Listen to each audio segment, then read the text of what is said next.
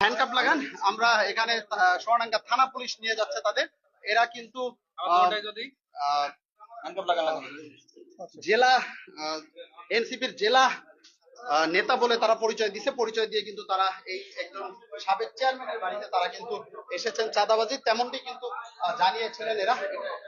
ভাই আপনি এখানে একটু বলেন, আগে থেকে নিউজ না জেনে এগুলো করে ভাই আপনি বলেন কি হয়েছে, ঘটনা একটু বলেন। ঘটনা একটু বলেন। আমরা দেখছি যে সোনাডাঙ্গা একজন ব্যক্তির বাড়িতে এসে তারা কিন্তু চাঁদা দাবি করছে এনসিপির পরিচয় দিয়ে, এবং তারা এনসিপির নেতা ফয়জুল্লাহর কথা বলছে। এখানে বসেন বসেন ভাই, এখানে বসেন, এখানে বসেন, এখানে বসেন। আপনি কি এখানে এসে আসছেন কেন? আচ্ছা, এখানে আমাদের কাছে খবর আসছিল যে এখানে নাকি নিচে মানে উনি হচ্ছে কয়রা উপজেলা আওয়ামী লীগের সভাপতি ছিল, আর 3 বার হচ্ছে ইউনিয়ন পরিষদের চেয়ারম্যান ছিল কয়রা উপজেলার। একটু কাগজ লাগবে না, আপনি এখানে আসছেন কেন? আমি একটু কাগজগুলো একটু দেখাই, একটু কাগজগুলো দেন আমি দেখাই। না না ভাই, এখানে তো দেখাইতে হবে আমার কাগজগুলো, যে তার প্রমাণগুলো তো আমার দেখাই। দেখেন দেখেন, আপনি সব বের করেন। আচ্ছা অবশ্যই। তো এখান থেকে আমাদের কাছে খোঁজ আসছে যে ওনারা এখানে বাড়ি করে এখানে আছে। তো আমার কথা হচ্ছে যে স্বৈরাচারের দোষর 1-1.5 বছর হয়ে গেল, এখন পর্যন্ত সে কিভাবে এইভাবে সারাভাবে আছে। আমি তার কাছে জিজ্ঞাসা করছি যে আপনি কি কারোর সাথে কোনো লেনদেন করে এখানে আছেন কিনা। সে আমাকে বলতেছে যে না, কোনো কিছুই না ভাই, আমি করি নাই, আপনি ভালোভাবে আমার খবর নিয়ে দেখেন। এরপরে হচ্ছে আমি ফয়জুল্লাহ ভাই, প্রধান সমন্বয়কারী ফয়জুল্লাহ ভাই, তাকে আমি জানাইছি যে ভাই এরকম এরকম একটা খবর পাইছি, আমি কি করবো, আমি সেখানে যাবো। আমাকে তৎক্ষণাৎ বলছে যে আচ্ছা ঠিক আছে, তুমি আপনি এখানে আসেন, কই যাচ্ছেন আপনি? আরে এটা বসেন না, আপনি সাংবাদিক, এখানে বসেন, এখানে বসেন।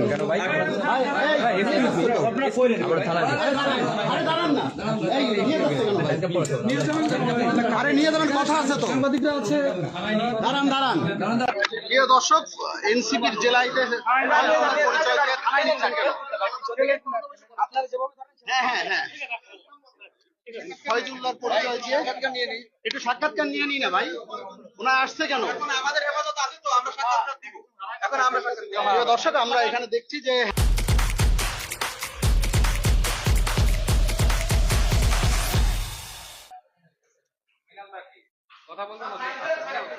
আপনারা দেখতে পাচ্ছেন এই যে তিনি এসেছে। আমরা কিন্তু ভুক্তভোগীদের সাথে কথা বলবো যে তারা কয়জন আসছিল আপা আপনাদের এখানে? পুলিশ ভরা সাংবাদিক ভরা 3 জন আসছিল।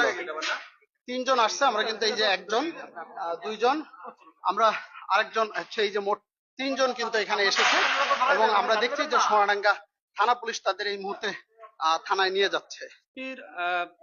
পরিচয়ে 3 জন, এনসিপির পরিচয়ে 3 জন ব্যক্তি, আওয়ামী লীগ পরিচয়ে একজন সাবেক চেয়ারম্যান কয়রায় বাড়ি, ওনার বাড়িতে এসে ওনাদেরকে মানে খারাপ ব্যবহার করা শুরু করে এবং চাঁদা দাবি করে এনসিপির পরিচয়ে, যে 20 লাখ টাকা না দিলে আপনাদেরকে ধরে থানায় নিয়ে যাওয়া হবে।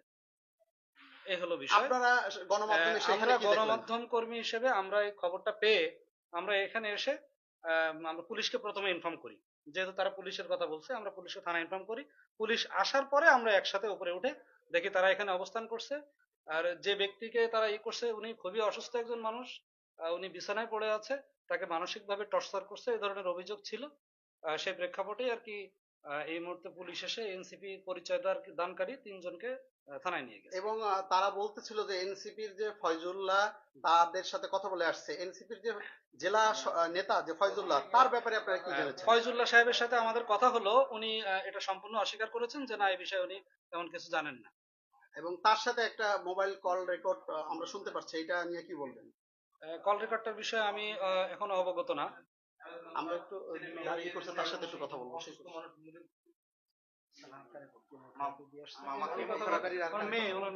আমরা একটু ঘটনাস্থলে যে তার মেয়ে ছিল, আমরা মেয়ের সাথে একটু কথা বলবো যে আপা আসলে ঘটনা কি ঘটেছিল, আপনি সরজমিনে ছিলেন, যদি একটু বলতেন। হ্যাঁ, আসলে ওনারা আসছে অনেকক্ষণ, মানে আমার আব্বু নিচে ছিল গ্যারেজে, ওখানে এসে কথা বলার পরে অনেকক্ষণ কথা বলতেছিল। তো তারপরে এক পর্যায়ে উপরে চলে আসে, ঘরের ভিতরে এসে 20 লাখ টাকা 25 লাখ টাকা চাঁদা দাবি করে। তো পরে আমার আব্বু রাজি হয়নি যে এত টাকা তো আমার কাছে নাই।